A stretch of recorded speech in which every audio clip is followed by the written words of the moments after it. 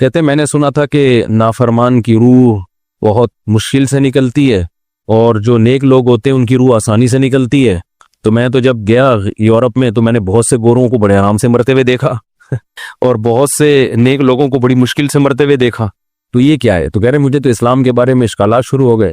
میں نے کہا آپ نے جن سے یہ تقریر سنی ہے نا کہ نیک لوگ کی روح آرام سے نکلتی ہے، بروں کی مشکل سے نکلتی ہے، انہوں نے آدھی بات بتائی ہے، پوری نہیں بتائی. میں نے کہا یہ تو صحابہ کے دور میں نے کہا اگر آپ حدیثیں پڑھ لیتے ایک آیت سے کبھی تھوڑی مسئلہ حل ہوتا ہے. آپ کسی کی ایک بات لے رہے ہیں، دوسرے موقع پہ جو اس نے تشریح کی ہے وہ آپ نہیں لے رہے.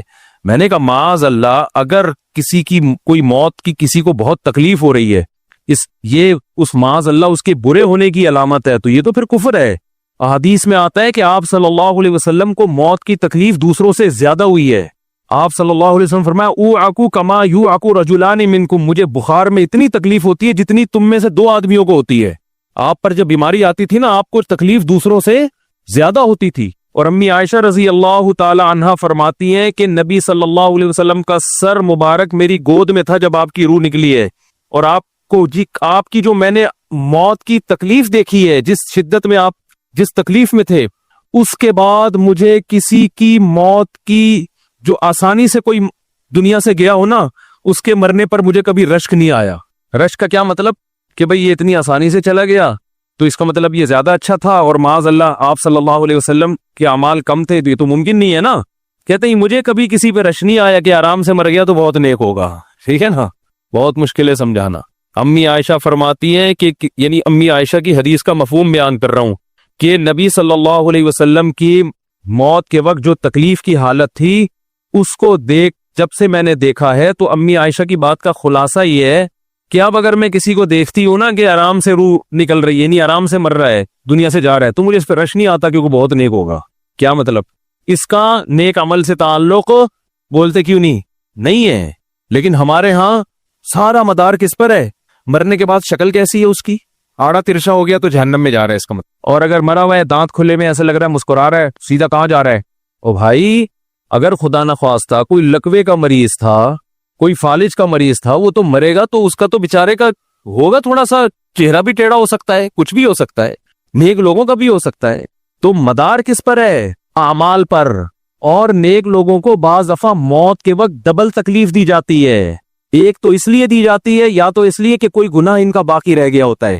اللہ کیا کہتے ہیں؟ بھائی قبر میں جانے سے پہلے اس کو ہمارے پاس دھلا کے لے کے آؤ، صاف ستھرا ہو کے. اب ہمارے پاس آ رہا ہے تو اب ہم نہیں چاہتے کہ اس کے گناہوں کی گٹری ہو، اس کو پاک صاف کر کے لے. میں نے بڑے بڑے بزرگ دیکھے جن کو آخری وقت میں بہت مصیبت میں گزری ان کی، یعنی زندگی کے آخری ایام، بیٹیوں کی ٹینشن، کسی بیٹی کو طلاق ہو گئی، وہ گھر آ گئی، کوئی اور مسئلہ ہو گیا، تو بڑی ٹینشن میں آخری وقت. لیکن وہ زبان سے کیا کہتے تھے؟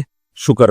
کیا شاید اللہ تعالیٰ ہمارے گناہوں کو معاف کرنا چاہتا. اولاد کی حدیث میں آتا ہے کہ انسان کو اس کی گھر والی کی طرف سے، اس کی اولاد کی طرف سے، اس کے جسم کی طرف سے تکلیفیں پہنچتی رہتی ہیں اور اس کے گناہ معاف ہوتے رہتے ہیں، حتی لقی اللہ طاہرا مطہرا، جب اللہ کے پاس آتا ہے نیٹ کلین، بالکل گناہوں سے پاک صاف ہو گیا. لیکن یہ تکلیف ہوتی جس میں صبر کی توفیق بھی ملتی ہے، کیونکہ اللہ دے رہا ہے نا تکلیف، اور اللہ سزا کے طور پہ نہیں بلکہ کفارے کے طور پہ، تاکہ ہمارے پاس آئے تو صاف ستھرا ہو گئے. تو اس تکلیف میں پھر صبر کی توفیق، اس لیے علماء کہتے ہیں جس تکلیف میں صبر کی توفیق مل رہی ہے سمجھ لو یہ رحمت ہے.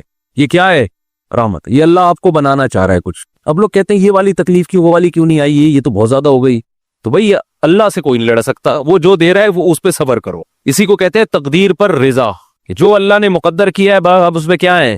کوشش کریں گے، اللہ سے عافیت مانگے، اے اللہ ہمیں تکلیفیں نہیں چاہیے، ہم تو ویسے ہی کمزور ہیں، ایسا نہ ہو تکلیف میں اور ہی نافرمانی پہ نہ آ جائے، ہمیں تو خوشیوں بھری زندگی چاہیے، اور اللہ ان خوشیوں میں شکر کی توفیق دے کے گناہ معاف کر دے. ٹھیک ہے نا؟ جیسے لوگ حکیم کے پاس جاتے ہیں، حکیم صاحب کے پاس 2 طریقے ہوتے ہیں علاج کے.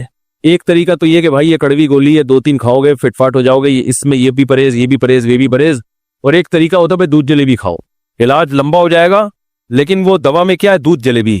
تو آپ کہتے ہو بھائی یہ دودھ جلیبی والا مجھے دے دو، ٹھیک ہے لمبا علاج کروا لوں گا، فائدہ دیر سے ہوگا، لیکن میں یہ کریلے کا جوس نہیں پی سکتا. تو ہم نالائق لوگ ہیں، شکر سے بھی انسان کے ترقی ہوتی ہے. تو اللہ سے یہ مانگنا چاہیے اللہ ہمیں نعمتیں دے، تکلیفوں سے بچا، اور شکر کی توفیق دے تاکہ ہمارے درجات بلند ہو. تو شکر کے بھی تو بڑے فضائل ہیں نا. تو مانگنے تو کیونکہ عبدیت اور غلامی کا تقاضا یہ ہے کہ اللہ سے عافیت مانگی جائے، لیکن اللہ تکلیف دے دے تو اس پہ صبر۔ تو ہمارے نبی صلی اللہ علیہ وسلم کو ہاں یا تو اس لیے تکلیف ہوتی ہے گناہ معاف، یا اس لیے کہ درجات بلند۔ اللہ چاہتا ہے کہ بھئی یہ دنیا آزمائش کی جگہ ہے، جب آخرت میں آنا تو اتنا تجھے نوازوں۔ تو ہمارے نبی صلی اللہ علیہ وسلم جنت میں آخرت میں سب سے اعلیٰ مقام کس کا ہوگا؟ سید الانبیاء محمد صلی اللہ علیہ وسلم، حضرت آدم سے بھی زیادہ، نوح علیہ السلام سے بھی زیادہ۔ تو اللہ نے فرمایا کہ آپ کو پروٹوکول دینے کے لیے آخری جو اب آپ کا آخرت کا سفر ہے نا، اس میں مادی تکلیف آپ کو دوسروں سے زیادہ دی جائے گی۔ یہی وجہ ہے کہ حضرت فاطمہ رضی اللہ تعالی عنہ آپ کی چہیتی بیٹی، جب انہوں نے آپ صلی اللہ علیہ وسلم کی اس تکلیف کو دیکھا نا، جو موت کے وقت تکلیف تھی اور جو بخار کی شدت تھی، واہ کربا ابتا، فرماتی تھی ہائے میرے والد کا کرب، بہت زیادہ غمزدہ ہو گئی ان کو دیکھ کر کس قدر تکلیف میں ہے۔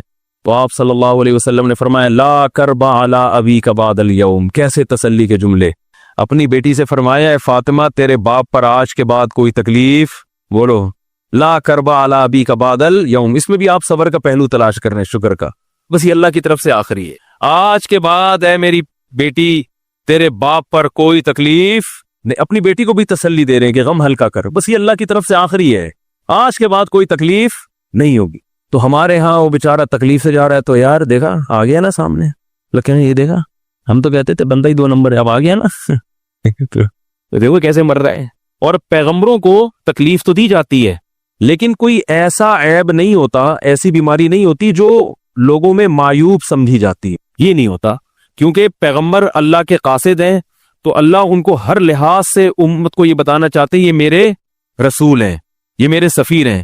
تو کوئی بھی ایسی چیز جس کی وجہ سے لوگوں کو ان سے نفرت ہو، یا طبعی نفرت جو انسان کے اختیار میں نہیں ہوتی، تو اللہ ایسی بیماری اور ایسی تکلیف سے بچاتے ہیں ان کو۔ سمجھ میں آ رہی ہے بات؟ لیکن امتی کو ایسی تکلیف ہو سکتی ہے۔ یہ جو ختم نبوت کے علماء کہتے ہیں نا، مرزا غلام احمد بیت الخلاء میں گر کے مر گیا، تو بعض لوگ کہتے ہیں وہ تو بیت الخلاء میں تو فلاں بزرگ کا بھی انتقال ہوا تھا، فلاں کا بھی بزرگ کا ہو سکتا ہے، پیغمبر کا بیت الخلاء میں انتقال بولو نہیں ہو سکتا، کیونکہ پیغمبر کو اللہ ایسے عیب سے بچاتے ہیں جو انسانوں میں عیب سمجھے جاتے ہیں۔ تو پیغمبر کو ایسی بیماری نہیں ہوتی، جیسے اچھوت کی بیماری ہے کہ کوئی ہاتھ نہیں لگا سکتا اس کو، ایسی بیماری پیغمبروں کو نہیں ہوتی۔ کوڑ کی بیماری پیغمبروں کو نہیں ہوتی، کیونکہ ایسی بیماری جس سے لوگ گھن کھاتے ہیں، ایسی نہیں، لیکن امتی کو ہو سکتی ہے، امتی کو ایسی بیماری ہو سکتی ہے، اللہ اس کے درجات کیا کرے گا؟ بلند کرے گا اس سے۔ مجھے ایک واقعہ کسی نے سنایا کہ ایک ہندو تھا، اس کو کوڑ کی بیماری تھی، کوڑ نہیں ہوتا گوشت گلنا شروع ہو جاتا ہے، تو یہ بیماری پھیلتی ہے، تو اس کے رشتہ داروں نے بالکل الگ کر دیا اس کو، وہیں سے کھانا پھینکتے ایسے کر کے۔ کہیں تبلیغی جماعت گئی، ان کو پتہ چلا، وہ بیٹھ گئے اس کے پاس جا کے، اس کو کھلا بھی رہے ہیں پلا بھی رہے ہیں، تو وہ بڑا متاثر ہوا، یار سب نے چھوڑ دیا اور مسلمان ہو گئے، تبلیغ والے تو اکرام کا کوئی موقع الحمدللہ چھوڑتے نہیں ہیں، تو وہ مسلمان ہو گیا اور پھر اس کا انتقال ہو گیا تھوڑے دنوں میں۔ اب دیکھو اللہ نے جو اس کو کوڑ کی بیماری میں ڈالا، یہ بیماری اس کے لیے رحمت بن گئی کہ نہیں بن گئی؟ تو کفر کی حالت میں کوئی اچھا کام کیا ہوگا اس نے، اس کے بدلے میں اللہ نے اس کو کیا دے دیا؟ کوڑ کی بیماری۔ اب دنیا کہے گی یار عام کافر جو اچھے کام نہیں کرتے وہ تو فٹ فاٹ گھوم رہے ہیں، اور یہ تھوڑا بہت خیال کرتا تھا، اس کو اللہ نے کیا دے دیا؟ بھائی اس کو دیا اس لیے کہ اللہ کو پتا ہے کہ جی کوڑ میں ہوگا تو تبلیغ والے آئیں گے، اس کی آؤ بھگت کریں گے اور یہ کیا ہو جائے گا؟ اسلام میں داخل ہو جائے۔ تو اللہ کے کام ہے، یہ اللہ ہی بہتر جانتا ہے۔ تو بعض دفعہ اللہ تکلیف میں ڈالتے ہیں تاکہ آپ کے گناہ دھل جائیں۔ تو اس لیے موت کی جو تکلیف ہے نا، اچھا، اور عین ممکن ہے کوئی بہت بڑا بدماش ہو، بڑے آرام سے مر جائے، اور مرنے کے بعد ایسی خوبصورت اسکن ہو جائے اس کی، کیونکہ اسکن کی اچھے یا برے ہونے کا تعلق موسم سے ہے، جینے، ٹھیک ہے نا؟ جس کو برین ہیمریج ہوتا ہے تو چہرہ خراب ہوتا ہے، چاہے وہ نمازی ہو۔ میں نے ایسے پکے نمازیوں کو جن کی نماز کی حالت میں ڈیتھ ہوئی ہے، ان کو دیکھا موت کے بعد ان کا چہرہ کالا ہو گیا۔ یہ بری بات نہیں تھی، یہ کالا اس لیے ہو گیا کہ برین ہیمریج ہوا، رگ پھٹی ہے تو بلیڈنگ ہونا، اور ہارٹ اٹیک بھی ہوا پھر ان کو، تو ڈاکٹر کہہ رہے تھے ان کو جلدی دفناؤ کیونکہ یہ بہت جلدی ان کا جسم خراب ہو جائے گا۔ حالانکہ پھر میں نے خواب میں ان کو جنت میں بھی دیکھا، صحیح ہے نا؟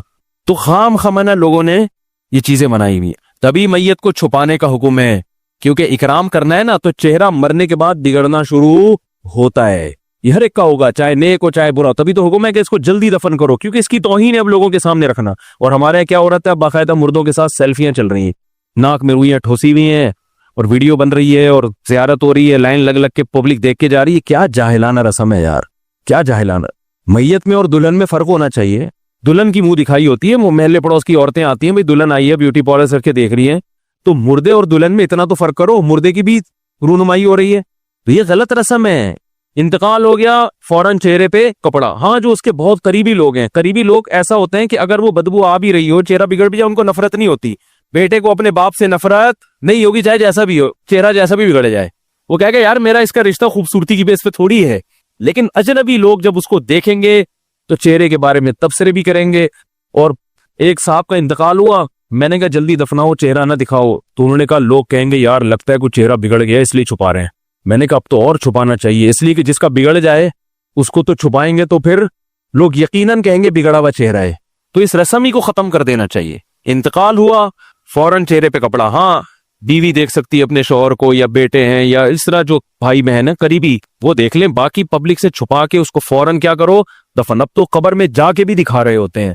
یہ اجمیوں کی گندی رسم ہے, بری رسم ہے. گندی کا لفظ میں نے تھوڑا سا زیادہ سخت استعمال کیا, لیکن مجھے اس سے زیادہ ہلکا لگ نہیں رہا کوئی لفظ. عرب میں ایسا نہیں ہوتا. سعودی عرب میں جو ہے نا, عرب لوگ بہت سی چیزوں میں ابھی بھی اسلام کے بہت قریب ہیں, بڑے خاندان. ہم لوگ چونکہ ہندوؤں کے ساتھ زیادہ رہے ہیں نا انڈیا میں, تو بہت سی چیزیں ہم نے وہاں سے کیا لی ہیں جو مذہبی لوگوں میں بھی آئی ہیں. عرب میں یہ سسٹم نہیں ملے گا آپ کو. عرب میں جب تک زندہ ہے احترام, ادب, تمیز. انتقال ہو گیا فوراً سے پہلے دفنایا, قبر پہ تختی بھی نہیں لگاتے. وہ جب جائز ہے تختی لگانا, لیکن وہ بھی نہیں لگاتے. کہہ رہے اب اس کو تختیوں کی ضرورت نہیں ہے, اب دعاؤں کی ضرورت ہے. دعائیں ہوتی رہتی ہیں ابا کے لیے, صدقات و خیرات کرتے ہیں. تب ایسا صدقے کرتے ہیں عرب کہ آپ کی سوچ ہوگی. ایسی سخاوت ہے عربوں میں, اپنے ابا کے لیے, اپنی اماں کے لیے دعائیں کرتے ہیں.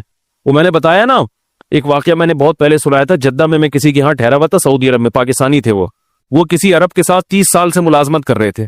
عربوں کا نا آپ کو ایک پہلو دکھایا جاتا ہے میڈیا پہ, جو اچھا پہلو ہے وہ نہیں دکھایا جاتا. اور اسلام کی وجہ سے ان میں خوبیاں ہیں وہ نہیں دکھایا جاتا. تو ایک عرب شیخ تھا جس کی, ہاں یہ ملازم.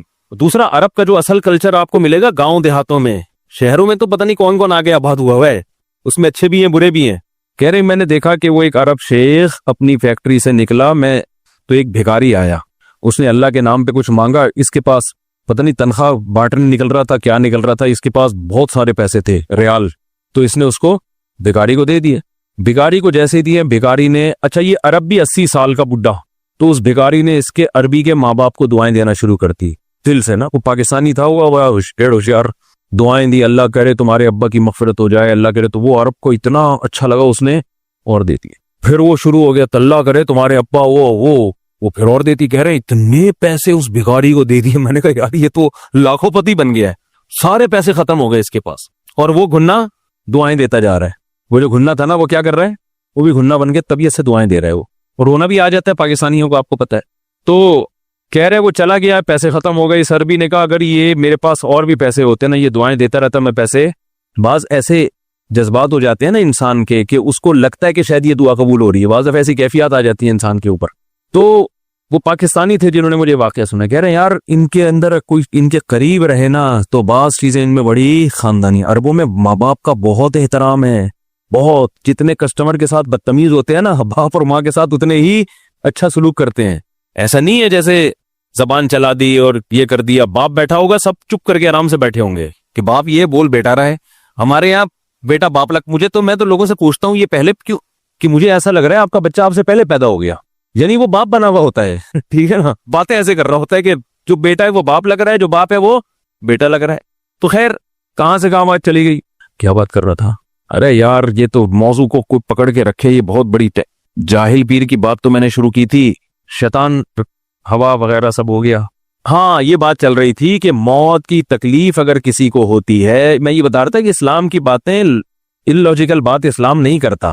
ہاں مذہبی لوگ بعض دفعہ ایسی باتیں کر کے لوگوں کو بیوقوف بنا دیتے ہیں, قرآن کی آیتوں کی غلط تفسیر کر لیتے ہیں کہ بھئی وہ اتنی تکلیف سے مرا, اس کا مطلب وہ جہنم میں جائے گا, وہ نیک آرام سے مر گیا. تو قرآن و سنت سے ملتا ہے کہ نیک لوگوں کو موت کی تکلیف بہت دفعہ ہوتی ہے, زیادہ بہت دفعہ نہیں بھی ہوتی. اب یہ نہیں کہ کوئی آرام سے مر گیا تو آپ کہیں سیدھا جہنم میں گیا, اس کو تو تکلیف ہی نہیں ہوئی, یہ بھی ضروری نہیں ہے.